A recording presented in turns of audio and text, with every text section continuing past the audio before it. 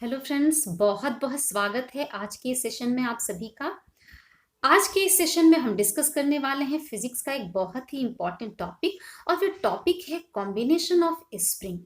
जी हाँ, पिछले कुछ वीडियो में हमने आपने डिस्कस किया है हॉरिजॉन्टल स्प्रिंग का केस और वर्टिकल स्प्रिंग का केस, जिसमें हम लोगों ने रिस्टोरिंग फोर्स भी जाना यानी प्रत्यानयन बल, जिसमें हमने हुक्स लॉ जाना, जिसमें हमने टाइम पीरियड यानी आवर्त काल उसके लिए स्प्रिंग के केस में फॉर्मूला डिराइव किया है। लेकिन उसके अलावा हमें कुछ कॉम्बिनेशन ऑफ स्प्रिंग का केस भी दिया जाता है। तो आज हम उन पिछले वीडियो में जो हम लोगों ने सीखा उसे यूज करते हुए कॉम्बिनेशन ऑफ स्प्रिंग सीखने वाले हैं और बड़े ही आसान तरीके से कम समय में हम अलग अलग 6 केसेस को डिस्कस कर लेंगे, उसे पूरी तरह से सीख लेने वाले हैं। तो बिल्कुल वीडियो को मिस नहीं करना है, अंत तक इस वीडियो में हमारे साथ बने रहिए और जल्दी से सीख लीजिए ये अलग अलग 6 केसेस, जिसमें हम इक्विवेलेंट स्प्रिंग कांस्टेंट निकालेंगे यानी तुल्य स्प्रिंग का बल नियतांक निकालने वाले हैं और आवर्तकाल, इस कॉम्बिनेशन के लिए आवर्तकाल का सूत्र भी निकालने वाले हैं। तो आइए बिना डिले किए हुए स्टार्ट करते हैं आज का ये डिस्कशन। लेकिन कहना चाहती हूं कि अगर ये वीडियो आपके लिए हेल्पफुल होता है तो फ्रेंड्स वीडियो को लाइक करना और चैनल को सब्सक्राइब करना बिल्कुल भी ना भूलें। आइए हम आज का ये डिस्कशन स्टार्ट करते हैं। और जैसा कि डायग्राम आप देख रहे होंगे आपकी स्क्रीन पर आपको दिखाई पड़ रहा है, इसको देख के ही आपको समझ में आ रहा होगा कि हम किस तरीके के कॉम्बिनेशन की बात कर रहे हैं। तो फ्रेंड्स यहाँ तो एक तरीके का कॉम्बिनेशन आपको दिखाया गया है और उसके दोनों केस यानी हॉरिजॉन्टल भी आपको दिखाया गया है और वर्टिकल भी दिखाया गया है। और कॉम्बिनेशन को देखते ही आपको समझ में आ रहा है कि दो स्प्रिंग को हम लोगों ने पैरेलल में कनेक्ट किया है। देखिए, अगर हम ये वाला केस देखें जहां पे हॉरिजॉन्टल है यानी क्षैतिज है, तो इसमें एक ये वाली स्प्रिंग और एक ये वाली स्प्रिंग, इसको हमने पैरेलल यानी समांतर कनेक्ट किया है। अब पैरेलल और सीरीज ये बताने की जरूरत नहीं पड़नी चाहिए, क्योंकि इसी चैनल में कुछ वीडियोस मैंने डाल रखे हैं जहां हम लोगों ने अलग अलग केस में, जैसे हम रेजिस्टेंस के केस में भी डिस्कस कर चुके हैं कि सीरीज क्या है और पैरेलल क्या है।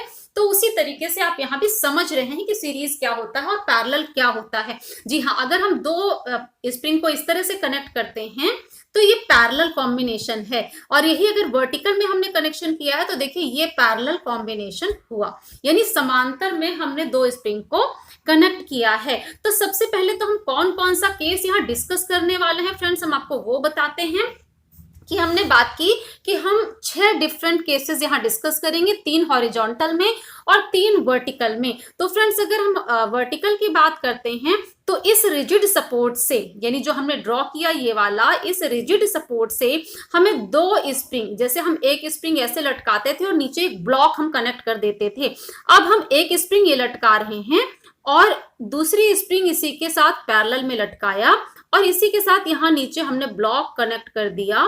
तो ये हो जाता है हमारा पैरेलल कॉम्बिनेशन स्प्रिंग का वर्टिकल केस में। एक तो हम ये डिस्कस करेंगे सीरीज हॉरिजॉन्टल में भी और वर्टिकल में भी, ये वर्टिकल केस था। इसी को अगर हम हॉरिजॉन्टल में बना दें, यानी कि ये आपका ग्राउंड लेवल है, यहाँ आपका रिजिड सपोर्ट लिया जाए, एक स्प्रिंग हम ऐसे कनेक्ट करें, इसी के पैरेलल दूसरी स्प्रिंग कनेक्ट कर दें और ये ब्लॉक लगा देते हैं यहाँ पर, तो ये हो जाता है आपका हॉरिजॉन्टल में पैरेलल कॉम्बिनेशन। यानी वर्टिकल, और जो वर्टिकल में डिस्कस करेंगे उसे हम हॉरिजॉन्टल में भी डिस्कस करेंगे। अभी हम हॉरिजॉन्टल वाला थोड़ी देर के लिए यहां से हटा देते हैं, पहले हम वर्टिकल के तीनों केस करते हैं और जैसे जैसे वर्टिकल होगा बिल्कुल वही चीज हॉरिजॉन्टल में भी होनी है। यानी हॉरिजॉन्टल आपको अलग से कुछ करने की जरूरत नहीं है, सेम उसी तरीके से आपका उसका कैलकुलेशन होगा और वही रिजल्ट भी निकलता है। इसलिए जो वर्टिकल में आएगा वही हॉरिजॉन्टल में भी होना है। तो एक तो ये केस हम लेंगे, दूसरा हम किस तरीके का केस लेंगे, सीरीज में केस लेंगे। लेकिन सीरीज में क्या आना है, एक आपका लेना है रिजिड सपोर्ट, ये आपका रिजिड सपोर्ट हो गया, और दूसरा एक नीचे की तरफ भी हमें रिजिड सपोर्ट देना है। ये दोनों रिजिड सपोर्ट है, वर्टिकल में है, एक ये ऊपर रिजिड सपोर्ट है और एक ये नीचे रिजिड सपोर्ट है। यानी दृढ़ आधार जिसे लिखते हैं हिंदी में। और अब इससे हमें सीरीज में दो स्प्रिंग को इस तरीके से लगाना है कि जो ब्लॉक हम कनेक्ट करते हैं, ब्लॉक दोनों स्प्रिंग के बीच में हम कनेक्ट करने वाले हैं। ये हो गया दो स्प्रिंग, एक ये स्प्रिंग, दूसरी ये स्प्रिंग है, और दोनों स्प्रिंग देखिए ऊपर और नीचे ये रिजिड सपोर्ट से कनेक्टेड हैं ये स्प्रिंग, और इन दोनों के बीच में ये ब्लॉक हम कनेक्ट करेंगे। एक हम ये वाला केस डिस्कस करेंगे, ये जैसे वर्टिकल में हम ले रहे हैं यानी ऊर्ध्वाधर दिशा में ले रहे हैं, वैसे ही इसे हॉरिजॉन्टल में भी लेना होगा। और फ्रेंड्स तीसरा केस हमारा क्या होने वाला है, तीसरा केस भी सीरीज में होगा, लेकिन रिजिड सपोर्ट सिर्फ एक साइड में होगा, यानी नीचे वाला तो हम ये रिजिड सपोर्ट सबसे पहले हटा देंगे, ठीक है। और दूसरा क्या चेंज करेंगे कि एक ये हमारी स्प्रिंग है, इस स्प्रिंग से जोड़ते हुए दूसरी स्प्रिंग कनेक्ट करेंगे, और जो ब्लॉक कनेक्ट करना है वो सबसे एंड में कनेक्ट करना है। तो एक ये केस और एक ये केस, सीरीज में स्प्रिंग का कनेक्शन है, ब्लॉक अलग अलग जगह है, रिजिड सपोर्ट में डिफरेंस है, ठीक है। और पहले वाला केस जो हमारा है, यानी ये वाला केस, ये स्प्रिंग का पैरेलल कॉम्बिनेशन है, यानी दो स्प्रिंग को हमें पैरेलल में कनेक्ट करना है। और इसी चीज को अगर आप हॉरिजॉन्टल में तीनों केसेस को ड्रॉ करते हैं तो फ्रेंड्स हॉरिजॉन्टल में कैसे आएगा, ये रिजिड सपोर्ट, ये आपका बेस हो गया ग्राउंड, और यहां से एक स्प्रिंग हमने कनेक्ट की, ये दूसरी स्प्रिंग हमने कनेक्ट की, और ये हो गया यहाँ पे ब्लॉक लगा दिया। ये पहले वाला केस हो गया, यानी पैरेलल में दोनों स्प्रिंग का कनेक्शन, ठीक है। दूसरे वाला केस क्या है, ये हो गया रिजिड सपोर्ट, ये हो गया ग्राउंड, और ये लास्ट वाला एक और रिजिड सपोर्ट, इनके बीच में एक ये स्प्रिंग, फिर एक ब्लॉक आएगा दोनों स्प्रिंग के बीच में, और एक ये वाली स्प्रिंग। ये दूसरा वाला केस हो जाएगा हॉरिजॉन्टल में। और जो तीसरा वाला केस था फ्रेंड्स, वो तीसरे वाले केस में क्या करना है, ये हमारा रिजिड सपोर्ट हमने लिया, दूसरा वाला नीचे ग्राउंड लिया, यहां से एक हमने ये स्प्रिंग लगाई, ठीक है, इसके साथ दूसरी स्प्रिंग हमने जोड़ी, और लास्ट में ये आ गया हमारा रिजिड सपोर्ट। लास्ट में हमने लगाया ये ब्लॉक, लास्ट में रिजिड सपोर्ट नहीं रखना है, लास्ट में ब्लॉक को हमने कनेक्ट कर दिया। तो इस तरह से आपने देखा कि ये हमारे 3 वर्टिकल के केस हुए और ये हमारे 3 हॉरिजॉन्टल के केस हुए। तो जो नंबर 1 हमारा वर्टिकल का केस है, और इसी तरीके से नंबर 1 ये हॉरिजॉन्टल का केस है। यानी पैरेलल कॉम्बिनेशन अगर हम स्प्रिंग का ले रहे हैं फ्रेंड्स, तो पैरेलल कॉम्बिनेशन को हम कैसे, यहाँ पे क्या कैलकुलेशन करना है, कैसे हम इक्विवेलेंट निकालें, तो हॉरिजॉन्टल और वर्टिकल दोनों के ही केस में हम एक ही तरीके से हमारा कैलकुलेशन होगा। ये रिजिड सपोर्ट हो गया, ये हमारी एक स्प्रिंग लगी, ये हमारी दूसरी स्प्रिंग लगी, और नीचे इसमें हमने ये ब्लॉक लटका दिया, ठीक है। अब आप सोचिए कि इस ब्लॉक को नीचे की तरफ अगर खींचा जाता है, ठीक है, ब्लॉक को आपने नीचे की तरफ खींचा तो क्या होगा, इसमें स्प्रिंग की लंबाई बढ़ेगी। मान लीजिए आप जो फोर्स लगा के ब्लॉक को नीचे खींच रहे हैं, स्प्रिंग की लंबाई बढ़ जाती है x, ठीक है। अब खुद सोचिए फ्रेंड्स कि इस तरह से पैरेलल में दोनों को हमने कनेक्ट किया है, तो x अगर इस स्प्रिंग की लंबाई बढ़ेगी तो दूसरी स्प्रिंग की लंबाई भी x ही बढ़ेगी, यानी जो लंबाई में जो इंक्रीमेंट हो रहा है, जो वृद्धि हो रही है, उसमें कोई भी चेंज नहीं होगा। क्योंकि अगर लंबाई में चेंज कैसे हो सकता है, ब्लॉक तो नीचे की तरफ साथ साथ ही मूव करेगा, यानी दोनों स्प्रिंग में जो लेंथ में इंक्रीमेंट है, लंबाई में जो वृद्धि हो रही है, वो सेम होनी चाहिए, x सेम होना चाहिए। इतनी चीज आपको क्लियर है। अब अगर एक स्प्रिंग का स्प्रिंग कांस्टेंट हम लेते हैं K1 और दूसरे स्प्रिंग का स्प्रिंग कांस्टेंट हम लेते हैं K2, ठीक है, तो अब अगर फर्स्ट स्प्रिंग को हम देखते हैं, ठीक है, तो नीचे की तरफ हमने खींचा है स्प्रिंग को, नीचे की तरफ खींचा तो इसकी लंबाई बढ़ गई। अब नीचे की तरफ खींचने से जो लंबाई बढ़ रही है, तो रेस्टोरिंग फोर्स यानी प्रत्यानयन बल पहली स्प्रिंग में किस डायरेक्शन में लगेगा, जी हाँ, जो पिछले वीडियो में आपने सीखा था, हॉरिजॉन्टल केस ऑफ स्प्रिंग और वर्टिकल केस ऑफ स्प्रिंग, दोनों ही केस में आपने देखा था कि अगर लंबाई बढ़ रही है तो रिस्टोरिंग फोर्स उसको कम करने की कोशिश करेगा। यानी अगर नीचे की तरफ हम खींच रहे हैं तो रिस्टोरिंग फोर्स यहाँ पे इससे अपोजिट लगेगा, इस फोर्स को आप F1 कह दीजिए। ठीक है, ये फर्स्ट स्प्रिंग का केस हुआ। अब अगर इस पे फर्स्ट स्प्रिंग में हम हुक्स लॉ लगाते हैं तो फ्रेंड्स हुक्स लॉ क्या कह रहा था, F is equal to minus of K x. अगर ये हम फर्स्ट स्प्रिंग पे लगाते हैं तो F1 is equal to minus of K1 x, इतना आ जाएगा। ठीक है, अब सेकेंड स्प्रिंग पे हम आते हैं। सेकेंड स्प्रिंग भी नीचे की तरफ खींची जा रही है, लंबाई बढ़ रही है, तो इसमें भी फोर्स किधर लगेगा फ्रेंड्स, इसमें भी रेस्टोरिंग फोर्स लगेगा ऊपर की तरफ ही, और मान लीजिए उसकी वैल्यू है F2। तो F2 को हम हुक्स लॉ के बेस पे कैसे लिख सकते हैं, F2 is equal to minus of K2x, क्योंकि दूसरे स्प्रिंग का स्प्रिंग कांस्टेंट है x। ठीक है, अब यहां से देखिए कि फर्स्ट स्प्रिंग में रेस्टोरिंग फोर्स ऊपर की तरफ, ठीक है, सेकेंड स्प्रिंग में रेस्टोरिंग फोर्स ऊपर की तरफ, यानी इस ब्लॉक में दोनों स्प्रिंग की वजह से जो रेस्टोरिंग फोर्स लग रहा है, तो टोटल रेस्टोरिंग फोर्स कितना होना चाहिए, होना चाहिए F1 प्लस F2। ओके, यही होना चाहिए क्योंकि दोनों सेम डायरेक्शन में है, F1 और F2, तो ये ऐड हो जाएंगे। अब अगर F1 को हम माइनस K1x लिख लेते हैं और F2 को हम लिख लेते हैं माइनस ऑफ K2x, ठीक है, तो इसको ओपन करके माइनस कॉमन ले लें, x कॉमन ले लें, तो ये बन जाएगा K1 प्लस K2x। ठीक है, x बाहर आ गया, माइनस बाहर आ गया, ब्रैकेट में बचा K1 प्लस K2, तो F इज इक्वल टू ये वैल्यू आ गई।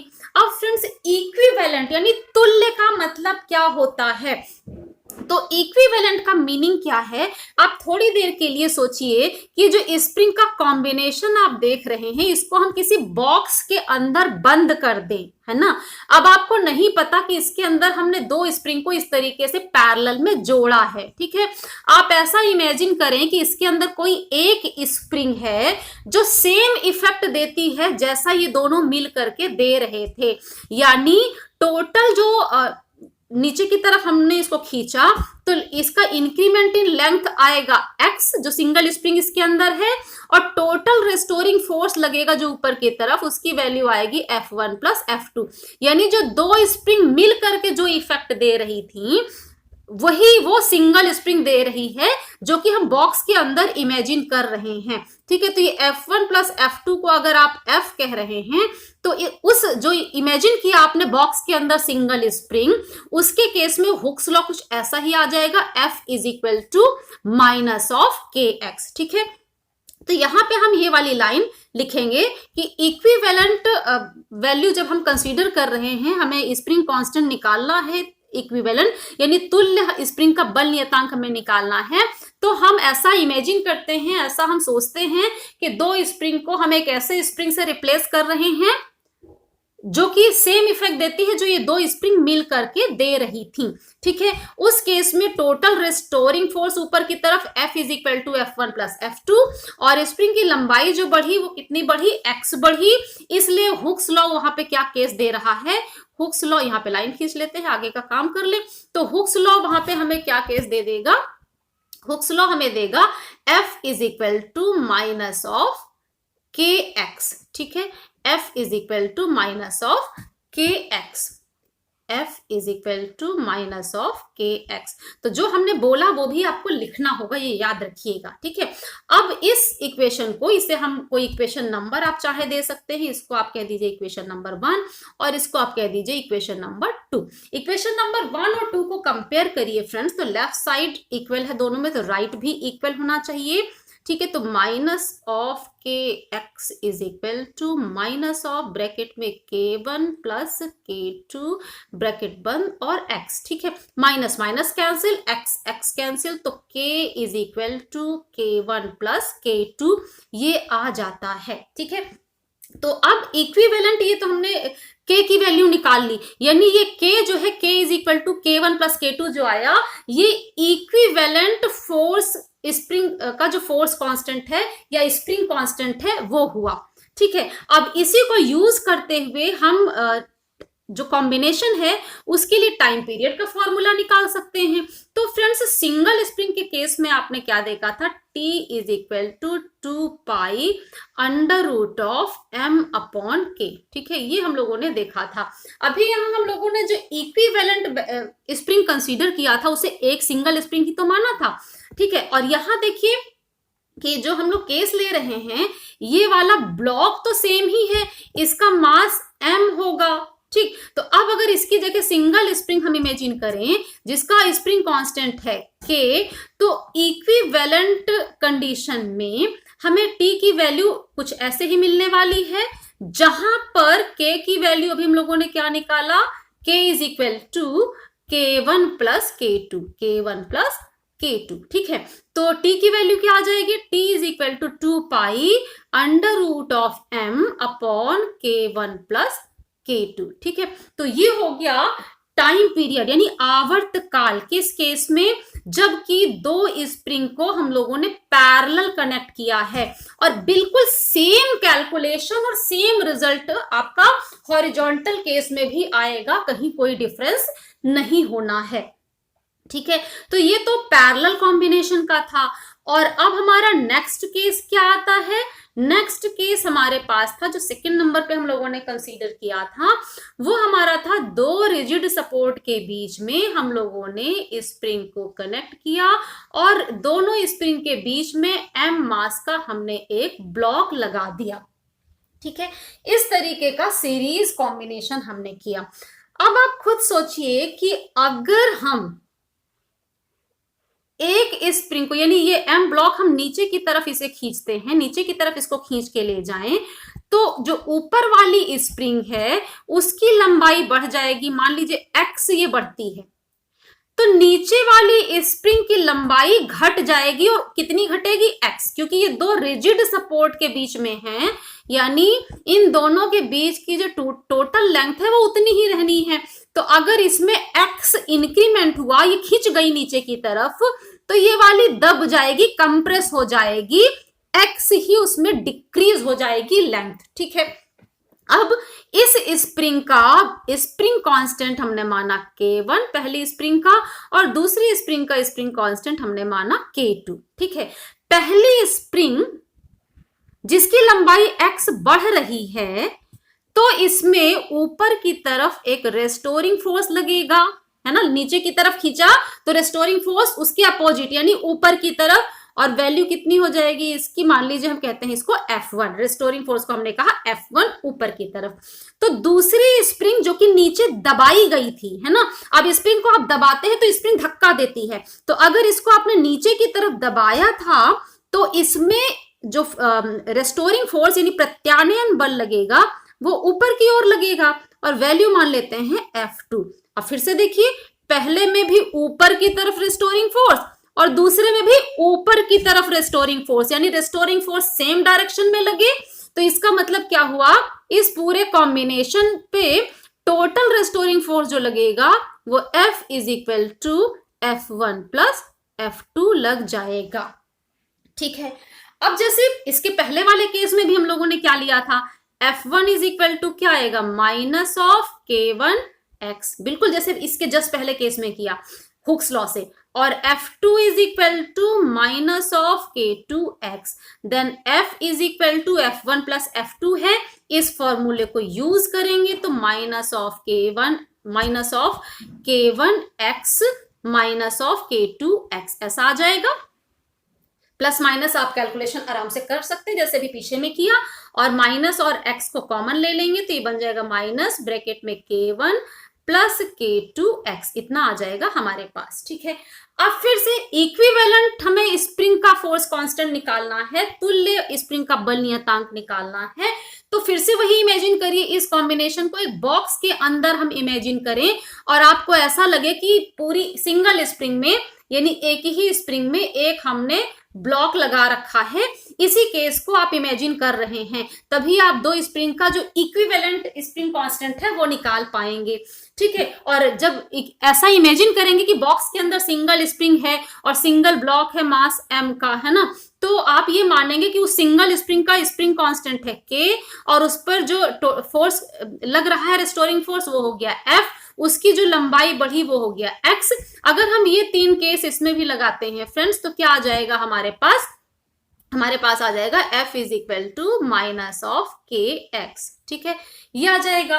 अब हमारी एक इक्वेशन मान लीजिए ये हुई, दूसरी इक्वेशन हमारी ये हो गई, तो इक्वेशन 1 और इक्वेशन 2, ठीक है, इनके लेफ्ट साइड अगर इक्वल है तो राइट भी इक्वल होंगे, और जैसे इसके पहले के केस में हम लोगों ने किया था, जैसे ही राइट को इक्वल करेंगे, माइनस कटेगा, x कटेगा, तो हमें क्या मिल जाएगा, k is equal to k1 plus k2 मिल जाएगा। ठीक है, ये हो जाएगा इस केस में भी इक्विवेलेंट स्प्रिंग कांस्टेंट। और अगर टाइम पीरियड पूछा गया, आवर्तकाल पूछा गया है इस कॉम्बिनेशन के केस में, जो ऑसिलेशन हो रहा है उसका आवर्तकाल क्या होगा, तो उस जैसे सिंगल स्प्रिंग के केस में t is equal to 2 pi under root of m upon k था, t is equal to 2 pi under root of m upon k, तो यहाँ इक्विवेलेंट स्प्रिंग में तो यही आएगा, t is equal to 2 pi under root of m upon k, और चूंकि k की वैल्यू हमें मिल गई है, k is equal to k1 plus k2, तो इसे आप लिख सकते हैं t is equal to 2 pi under root of m upon k1 plus k2।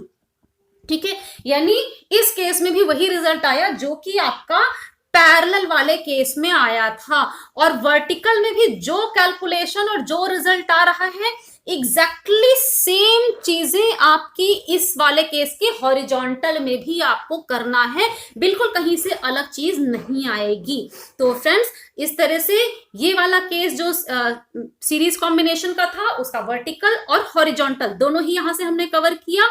और अब हम चलेंगे अपना नेक्स्ट केस की तरफ, जहां हमने सीरीज में कैसे कनेक्ट किया था स्प्रिंग को। एक ये रिजिड सपोर्ट यानी दृढ़ आधार से पहली स्प्रिंग लगाई, फिर पहली स्प्रिंग से दूसरी स्प्रिंग लगाई, और लास्ट में हमने एक m मास का ब्लॉक कनेक्ट कर दिया। ठीक है, अब ये ब्लॉक को हम नीचे की तरफ अगर खींचें तो दोनों स्प्रिंग की लंबाई बढ़ेगी। ठीक है, हमने इसे नीचे खींचा तो दोनों स्प्रिंग की लंबाई बढ़ेगी। फर्स्ट स्प्रिंग का स्प्रिंग कांस्टेंट मान लीजिए k1 है, और सेकेंड स्प्रिंग का है स्प्रिंग कांस्टेंट k2। ठीक है, फर्स्ट स्प्रिंग का स्प्रिंग कांस्टेंट k1 और सेकेंड स्प्रिंग का है स्प्रिंग कांस्टेंट k2। अब इस m मास के ब्लॉक को नीचे की तरफ खींचा गया, तो मान लीजिए पहली स्प्रिंग की लंबाई बढ़ी x1 और दूसरी स्प्रिंग की लंबाई बढ़ी x2। ठीक है, स्प्रिंग कांस्टेंट पहली स्प्रिंग का k1, दूसरी स्प्रिंग का है k2। ठीक, पहली स्प्रिंग की लंबाई बढ़ती है x1 और दूसरी स्प्रिंग की लंबाई कितनी बढ़ जाती है, दूसरी स्प्रिंग की भी लंबाई बढ़ेगी x2। ठीक है, k1 k2 स्प्रिंग कांस्टेंट, पहले की लंबाई बढ़ी x1 और दूसरे की लंबाई बढ़ जाती है x2। ठीक, लेकिन अब यहां एक कंडीशन क्या आएगी, सोचिए अगर हम ये कहें कि दोनों स्प्रिंग में अलग अलग रेस्टोरिंग फोर्स लगते हैं, लंबाई बढ़ रही तो रेस्टोरिंग फोर्स तो लगेंगे ही, और दोनों स्प्रिंग में ऊपर की तरफ ही रेस्टोरिंग फोर्स लगने वाले हैं। ठीक है, दोनों स्प्रिंग में रेस्टोरिंग फोर्स ऊपर की तरफ ही लगेंगे क्योंकि दोनों की ही लंबाई बढ़ रही है। लेकिन फ्रेंड्स, यहां जो रेस्टोरिंग फोर्स लगेगा वो पूरे में एक सा रेस्टोरिंग फोर्स लगेगा, क्योंकि अगर अलग अलग रेस्टोरिंग फोर्स लगता है तो आपकी स्प्रिंग जुड़ी हुई नहीं रहेगी, ये टूट सकती है, टूट जाएगी अगर फोर्स अलग अलग हैं। स्प्रिंग का अपना कोई मास है नहीं, है ना। स्प्रिंग को हम देखिए, हम यहाँ आइडियल केस ले रहे हैं, जैसा कि पहला जो हॉरिजॉन्टल और वर्टिकल स्प्रिंग हम लोगों ने अलग अलग डिस्कस किया था, वही कहा था कि स्प्रिंग मासलेस है ना, इसमें कोई मास नहीं है। हम दोनों स्प्रिंग आइडियल केस ही ले रहे हैं, और ये जो टोटल मास है वो नीचे की तरफ लगा रहे हैं। ठीक है, तो दोनों स्प्रिंग में सेम फोर्स आएंगे और उसे हम कह देते हैं फोर्स F। ऊपर की तरफ फोर्स लगेगा दोनों स्प्रिंग में और वो होगा F। ठीक, अब अगर इसमें अलग अलग आप फोर्स की बात करेंगे तो वो सुटेबल नहीं है। ये स्प्रिंग आपकी जो मासलेस स्प्रिंग है वो जुड़ी नहीं रह जाएगी, वो टूट जाएगी। ठीक है, तो यहाँ पे क्या हुआ, ऊपर की तरफ टोटल फोर्स हो गया आपका F। तो यहाँ हम कंडीशन क्या लगाएंगे, x1 इसकी लंबाई बढ़ी और x2 इसकी लंबाई बढ़ी, ठीक है। तो हम इसे टोटल लंबाई कितनी बढ़ी, x is equal to x1 plus x2, इतनी लंबाई इसकी बढ़ जाती है, ठीक। अब अगर पहले स्प्रिंग पे हम हुक्स लॉ लगाएं तो हमें क्या मिलेगा, F is equal to minus of K1 x1, और दूसरी स्प्रिंग पे हम फोर्स कांस्टेंट हुक्स लॉ लगाएं तो हुक्स लॉ दूसरी स्प्रिंग पे लगाने पर F is equal to minus of K2 x2 ये आ जाएगा। तो फर्स्ट स्प्रिंग के लिए अगर हम x1 निकालें तो क्या आएगा, minus of F upon K1 आ जाएगा, और दूसरी स्प्रिंग के लिए अगर हम x2 निकालते हैं तो हमें minus of F upon K2 मिल जाएगा। x1 और x2 की इन वैल्यूज को हम इस इक्वेशन 1 में सब्स्टिट्यूट करें तो हमें क्या मिलेगा, x is equal to minus of F upon K1 minus of F upon K2, ये हमें मिल जाएगा। और इसे हम लिख सकते हैं माइनस ऑफ F ब्रैकेट में 1 upon K1 plus 1 upon K2, okay. तो ये वैल्यूज आ गई हमारे पास, x इज इक्वल टू। अब इक्विवेलेंट स्प्रिंग कांस्टेंट चाहिए और फिर उस इक्विवेलेंट यानी तुल्य जो स्प्रिंग है उसका टाइम पीरियड हमें निकालना है फ्रेंड्स। तो आप फिर वही इमेजिन करिए, आप मानिए कि एक बॉक्स के अंदर हम इसको बंद कर देते हैं, अब आपको नहीं पता इस बॉक्स के अंदर क्या कॉम्बिनेशन है। आप ऐसा स्प्रिंग इमेजिन करेंगे जो सेम इफेक्ट दे जो कि ये दोनों स्प्रिंग मिल करके दे रहे थे। तो सेम इफेक्ट का क्या मतलब है, आप ऐसा इमेजिन करेंगे कि कोई स्प्रिंग है जिसे m मास हमने उसमें नीचे लटकाया हुआ है, सस्पेंड किया है उससे, और उसकी जो लेंथ बढ़ रही है खींचने पर वो कितनी बढ़ी, x1 प्लस x2 बढ़ाई गई है, उसका स्प्रिंग कांस्टेंट k है, उस पर इतना ही फोर्स लग रहा है, रेस्टोरिंग फोर्स F। अगर हम ये कंडीशन लेते हैं तो फ्रेंड्स उस इक्विवेलेंट स्प्रिंग में हुक्स लॉ क्या कहेगा, हुक्स लॉ कहेगा F is equal to minus of KX, ऐसा कहेगा। यानी उसको हम ऐसे लिख सकते हैं X is equal to minus of F upon K, ये हम लिख सकते हैं हुक्स लॉ से इक्विवेलेंट स्प्रिंग के लिए। अब फ्रेंड्स अगर ये रिलेशन मान लीजिए हम इसे कहते हैं इक्वेशन 2 और इसको हम कहते हैं इक्वेशन 3, ठीक है। अब जो बोला जाता है उसे भी आपको लिखना है साथ के साथ कि इक्विवेलेंट स्प्रिंग के लिए हुक्स लॉ हमने ये लिया जिसमें ये सारे केसेस होंगे, और उस इक्विवेलेंट स्प्रिंग का जो हम ये इक्वेशन आया है हुक्स लॉ से इक्वेशन 3, उसको हम इक्वेशन 2 जो कॉम्बिनेशन ऑफ स्प्रिंग है उससे हम कंपेयर करते हैं। तो जब कंपेयर करेंगे तो दोनों का लेफ्ट साइड इक्वल है, इसका मतलब है दोनों इक्वेशन का राइट साइड भी इक्वल होगा। तो अगर राइट साइड यहाँ पे हम इक्वल ले रहे हैं तो minus of F upon K is equal to minus of F bracket में 1 upon K1 plus 1 upon K2 हो जाएगा। तो अब तो आप समझ ही गए होंगे कि यहाँ क्या रिलेशन आ रहा है, इक्विवेलेंट स्प्रिंग कांस्टेंट यानी K और दोनों स्प्रिंग का अलग अलग स्प्रिंग कांस्टेंट यानी K1 और K2 के बीच में। तो 1 upon K is equal to 1 upon K1 plus 1 upon K2, ये रिलेशन आएगा इस केस में, चाहे ये हॉरिजॉन्टल हो या वर्टिकल हो, दोनों ही केस में सेम कैलकुलेशन और सेम रिजल्ट होगा। यानी यहां भी हॉरिजॉन्टल केस आपको अलग से अब नहीं सीखना है, यही कैलकुलेशन आपको करना है हॉरिजॉन्टल केस में भी। और टाइम पीरियड जैसा कि बाकी के अभी केसेस जो पढ़े हैं स्प्रिंग कॉम्बिनेशन का वही करना है। यानी इक्विवेलेंट स्प्रिंग जो हमने बॉक्स के अंदर सिंगल स्प्रिंग माना है बाकी कॉम्बिनेशन को रिप्लेस करते हुए, उस इक्विवेलेंट स्प्रिंग को आप मान लीजिए। तो उसके लिए टाइम पीरियड क्या होगा, T is equal to 2 pi under root of M upon K। तो इसे हम कैसे लिख सकते हैं, इसे लिख सकते हैं 2 pi under root of M into 1 upon K, जहां पर 1 अपॉन K क्या है, ये हमें मेंशन करना होगा कि जहां पर 1 अपॉन K की इतनी वैल्यू है, या इसी को आप ओपन करके लिख दीजिए तो आप क्या कहेंगे, is equal to 2 pi under root of M bracket में 1 upon K1 plus 1 upon K2। तो ये तो आ गया इस सीरीज कॉम्बिनेशन में जो लास्ट वाला हमने देखा जिसमें एक रिजिड सपोर्ट है और लास्ट में एक ब्लॉक हमने लटकाया हुआ है, उसका केस आ गया। अब इसमें एक बहुत इंपॉर्टेंट चीज, इसीलिए मैंने कहा था कि लास्ट तक बने रहिएगा, जिसपे क्वेश्चन अक्सर पूछ लिया जाता है कि देखिए मान लीजिए हमने दो स्प्रिंग को इस तरह से सीरीज में कनेक्ट किया है, तो उसमें जो इक्विवेलेंट स्प्रिंग कांस्टेंट थे यानी के का K1 और K2 के साथ रिलेशन तो हम लोगों ने निकाल लिया है ना। अब सोचिए कि अगर दो स्प्रिंग हम लोगों ने इसी तरह से सीरीज में कनेक्ट किए हुए हैं, नीचे ये ब्लॉक लगा दिया है, एक इसका स्प्रिंग कांस्टेंट है K1 और K2 है ना।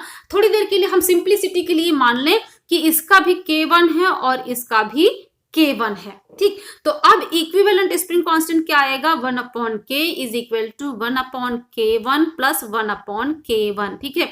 इसको आप सॉल्व करेंगे तो क्या आ जाएगा, 2/K1, यानी कि इसको इन्वर्स कर दें तो k इज इक्वल टू आपको क्या मिलेगा, K1/2। इतना आ गया है ना। तो इसको देखते ही आपको क्या समझ में आया कि अगर हम दो सिमिलर स्प्रिंग लें, दो एक समान स्प्रिंग लें और दोनों को ऐसे सीरीज में हम कनेक्ट करें, है ना, एक सी स्प्रिंग को सीरीज में कनेक्ट करें और आपसे पूछा जाए जो इक्विवेलेंट स्प्रिंग कांस्टेंट है उस पर इस सीरीज कनेक्शन का क्या इफेक्ट पड़ेगा, तो जो अलग अलग स्प्रिंग का स्प्रिंग कांस्टेंट है, इक्विवेलेंट स्प्रिंग कांस्टेंट उसका हाफ हो गया यानी घट गया। दैट मीन्स दो स्प्रिंग जोड़ के अगर हमने लंबाई बढ़ाई है, ध्यान से सुनिएगा ऐसे भी क्वेश्चन आ सकता है, अगर दो स्प्रिंग जोड़ करके हमने स्प्रिंग की लंबाई बढ़ाई है तो उस स्प्रिंग का जो बाद में हमें मिली है लंबाई बढ़ाने पर स्प्रिंग जोड़ करके, उसका स्प्रिंग कांस्टेंट इंडिविजुअल स्प्रिंग के जो अलग अलग स्प्रिंग हैं उनके स्प्रिंग कांस्टेंट से कम होगा। इसी तरह से अगर हम दो की जगह तीन स्प्रिंग सिमिलर स्प्रिंग जोड़ दें तो फ्रेंड्स क्या होगा, 1/k is equal to 1/K1 plus 1/K1 plus 1/K1, यानी कि ये हो जाएगा 3/K1। That means k is equal to K1/3, यानी जब तीन स्प्रिंग हम जोड़ेंगे तो और कम हो गई, यानी तीन जोड़ा तो इंडिविजुअल स्प्रिंग का स्प्रिंग कांस्टेंट 3 से डिवाइड हो गया। इसी तरीके से करेंगे, अगर चार स्प्रिंग जोड़ के लंबाई बढ़ाएंगे तो जो इक्विवेलेंट स्प्रिंग कांस्टेंट है वो अलग अलग स्प्रिंग के स्प्रिंग कांस्टेंट का 1/4 हो जाएगा। 5 जोड़ेंगे तो 1/5, यानी अगर हम n स्प्रिंग जोड़ देते हैं फ्रेंड्स तो इक्विवेलेंट स्प्रिंग का स्प्रिंग कांस्टेंट इंडिविजुअल जो अलग अलग स्प्रिंग है उसके स्प्रिंग कांस्टेंट का 1/n हो जाएगा। यानी इसको आप ऐसे भी कह सकते हैं कि अगर हम स्प्रिंग को जोड़ करके लगातार लंबाई बढ़ाते चले जाएं तो जितना लंबाई बढ़ेगी स्प्रिंग कांस्टेंट के उतना ही घटता जाएगा, यानी k is proportional to 1/L। आप इस तरीके से भी बता सकते हैं अगर एग्जाम में आपसे इस पर कोई क्वेश्चन पूछा जाता है तो। और इस तरीके के भी क्वेश्चन आपसे एग्जाम में पूछे जाते हैं, इसलिए फ्रेंड्स आपको लास्ट तक इसको सीखना बहुत जरूरी है। तो फ्रेंड्स आज के इस वीडियो में हम इतना ही डिस्कस करेंगे। आगे की जानकारी के लिए हमारे साथ आगे के वीडियोस में बने रहिए। आज के वीडियो में अंत तक हमारे साथ बने रहने के लिए आप सबका बहुत बहुत धन्यवाद। Thank you.